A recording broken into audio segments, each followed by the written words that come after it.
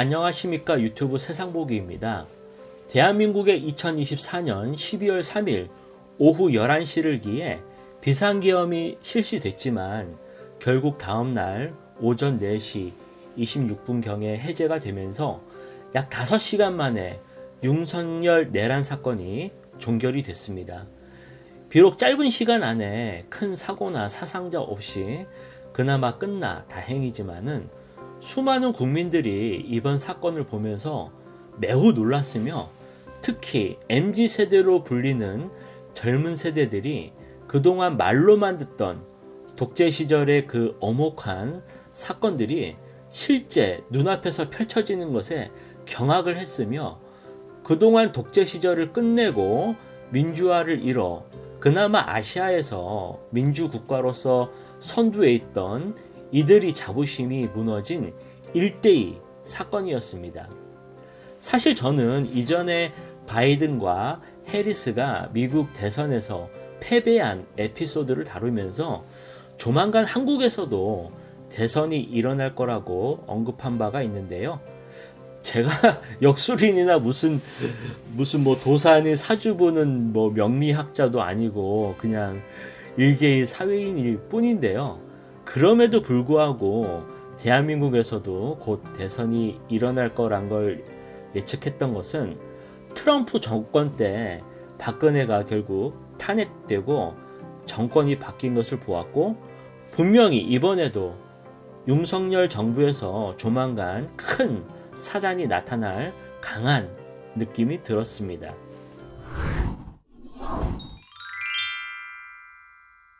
윤석열 정부는 이때까지 바이든 미국 민주당 정책에 대해서 충견 노릇을 하며 외교 정책을 유지했었는데요.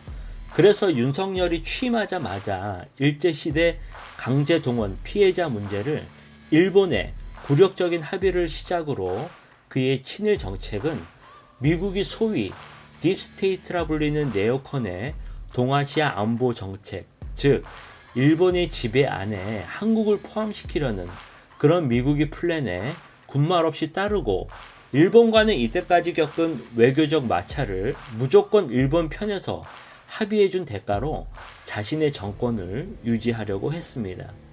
하지만 트럼프 후보가 이번에 미 대선에 당선됨으로써 검사 출신이 윤석열과 충돌할 것이고 또 인간적으로도 트럼프는 윤석열하고는 안 맞는 그런 스타일의 사람입니다. 윤석열이나 배우자 김건희 주변에 무속인이 많다고 이때까지 알려졌는데요. 무속인들은 미래일은 못 맞춰도 사람과 사람과의 관계, 즉 과거일은 잘 맞추는 편입니다. 그래서 윤석열도 트럼프하고는 안 맞는다는 것이 익히 알고 있기 때문에 이번 미국 대선이 마치 지난 우리나라 대선 보듯이 대한민국 언론들은 유독 트럼프를 깎아내리고 해리스 선거 유세를 지지하는 기사를 써댔지만은 결국 철저하게 실패로 돌아갔습니다. 윤석열은 이번 미국 대선을 해리스가 이기는 걸로 철저히 믿었던 것 같습니다. 그래서 미국 대선이 끝난 후 한국 시간으로 바로 다음 날인 11월 7일 무제한 끝장 토론이라는 내용으로 국민과의 담화를 통해 명태균과 김건희 녹취 관련 등 배우자 논란에 대해서 잠재우고 우크라이나 파병으로 전쟁 분위기로 태세를 전환하면서 수세에서 공세적인 국정 운영을 하려고 계획했던 거라고 봅니다. 왜냐면은 굳이 여러 날 중에 하필 미 대선 후 결과가 나오는 다음 날 기자회견을 기획할 이유가 없다라는 것이죠. 하지만 트럼프가 당선되면서 김이 확 빠지면서 여러분들도 아시다시피 7일 대국민 담화는 어정쩡한 내용으로 그간의 의혹에 대해서 모두 부인하면서 정작 국민에게는 어떠한 해명이나 반성 없는 사과 아닌 사과를 하는 하나마나한 회견을 했던 것입니다. 그러면서 비상계엄을 선언한 12월 3일까지 윤석열 정부에서는 이른바 김건희 사법 리스크에 대해서는 문제 해결을 하기보단 더욱더 커져만 갔고 올해 2월 들어 나름 야심차게 추진한 의대 증원 문제도 그동안 의료계나 전공의 간에 갈등이 점점 첨예하게 대두되면서 이때까지 정치인이나 여러 사회 주요 인사에게 검찰과 언론을 통해 칼날을 들이대면 압박하면 통했던 것이 이번에는 안 통하고 계속 문제만 커지니까 결국 이런 말도 안 되는 시대착오적인 내란 친위 쿠데타를 일으키게 된 계기가 된 겁니다.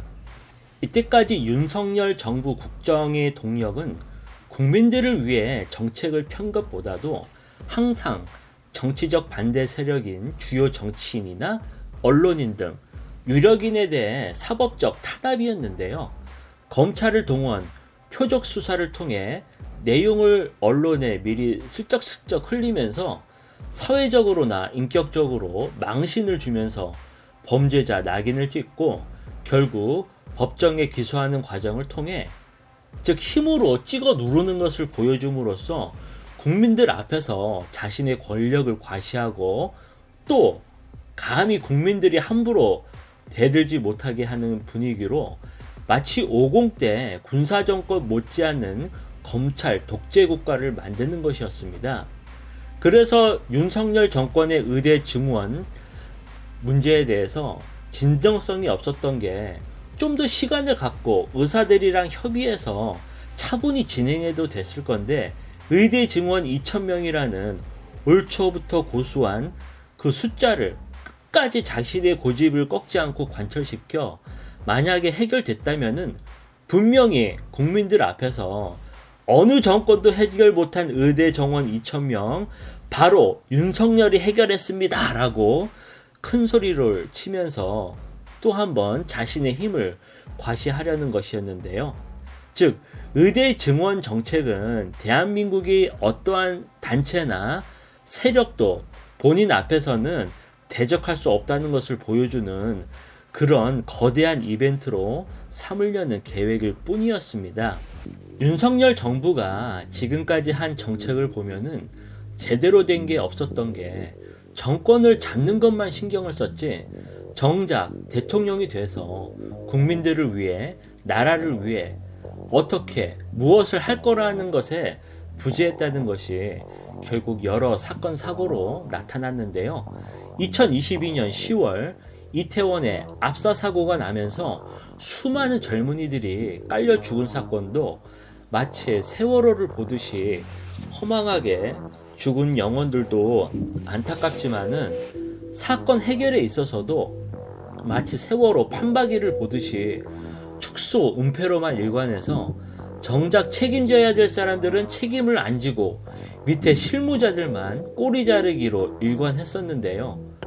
그 다음해인 큰 국제 행사인 잼버리 대회에서도 국제 망신을 사서 빈축을 사도 새만금 뻘밭 대참사에 대해서 마찬가지 누구 하나도 책임지려 하지 않고 그냥 모르쇠로 일관했습니다. 잼버리 국제 망신 이후 윤석열은 또 부산 엑스포 유치를 한다고 세계 여기저기 외유를 나가면서 들쑤셨지만은 결국 이것도 유치를 실패했는데 유치 가능성에 윤석열 정부는 박빙이지만은 어느 정도 승산이 있다라고 했지만은 아쉽게 진 게 아니라 큰 표차로 대패를 해서 이게 정말 대한민국 외교력이 맞나 싶은 생각이 온 국민들한테 들었었는데 올해 6월에는 또 뜬금없이 포항 앞바다에 석유 가스 140억 배럴 매장설로 대박 가능성이 있다면서 긴급 기자회견을 하더니 막상 내용을 들여다보니까 사업 평가 회사가 페이퍼 컴퍼니에다가 내용도 부실해서 이건 코미디를 해도 이런 코미디가 없을 정도로 너무나 황당했고 결국 올해 말 그렇게 기대하고 따랐던 바이든 행정부 미 대선마저 대패를 하면서 주변에 도산이 법산이 하는 국정농단 하는 인간들을 다 잡아 족쳐도 시원치 않을 정도의 국정 운영이었습니다. 이 모든 국정 실패에 대해서도 문제지만은 정작 윤석열 정부를 심판할 수밖에 없는 것은 그동안 친일 외교를 하면서 국격을 무너뜨린 것이 K문화, 한류 세대인 MZ 세대들한테는 크나큰 자존심에 상처를 줬다는 것입니다. 그래서 MZ 세대한테는 손에 왕자 적은 모지리를 대통령으로 잘못 뽑았다라는 반성이 내심 있었지만은 이번 계엄령을 통해 대한민국 역사가 정말 반대로 가고 있구나라는 현타에 결국 폭발해서 각성한 젊은이들도 거리에 탄핵 집회에 참여하게 된 것입니다. 그동안 국내 선거에 캐스팅 보트를 쥔 20대가 이번 계엄령 사건을 통해 윤석열에 대한 심판으로 완전히 기울게 되었기 때문에 사실상 윤석열은 이미 정치적 생명은 끝났습니다. 하지만 윤석열이 만든 대한민국 국격 실추의 부끄러움과 마음의 상처는 앞으로 MZ세대가 오랫동안 극복해야 될 지난한 과제가 될 것입니다. 오늘 내용은 여기까지입니다. 구독과 좋아요 항상 정중히 부탁드리겠습니다. 좋은 하루 보내시기 바랍니다. 감사합니다.